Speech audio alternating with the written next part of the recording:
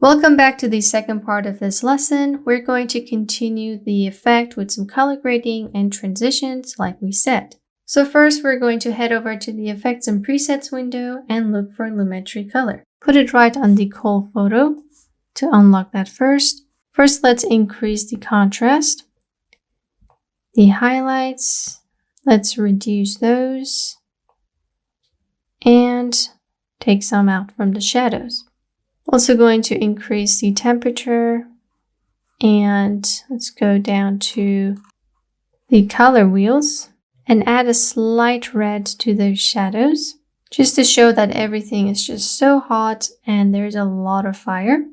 Just play around with these wheels until you're happy with your result.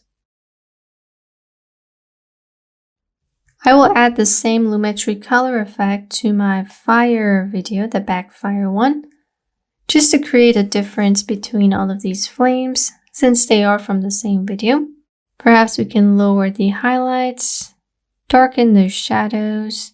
Let's add a different tint to the highlights so that not everything is yellow. We get a little bit of red, some yellows, and some oranges. Now bring in the fire video one more time and we're going to place it on top of our text, changing the blending mode into screen. Let's lock all the other fires and move this guy at the bottom of our E.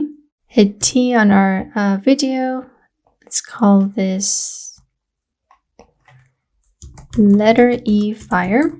Then use the same pen tool to outline the areas in which we don't want the fire to show up. Once you're done, just close the mask, preferably in a really large manner. Be sure to sharpen those edges and then just invert the mask. Let's hit T on this fire video and bring back the opacity. So now we have fire everywhere. When we play this back, we have a lot of flames coming out of our text. We can work with the opacity if it's just too much for you.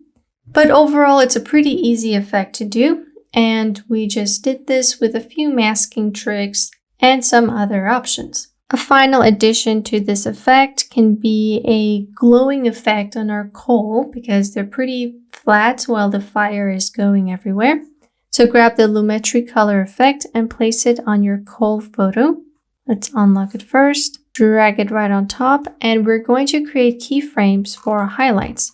Because the fire is the highlights, we want to make it look as if the coal is really hot because of all the flames that are everywhere.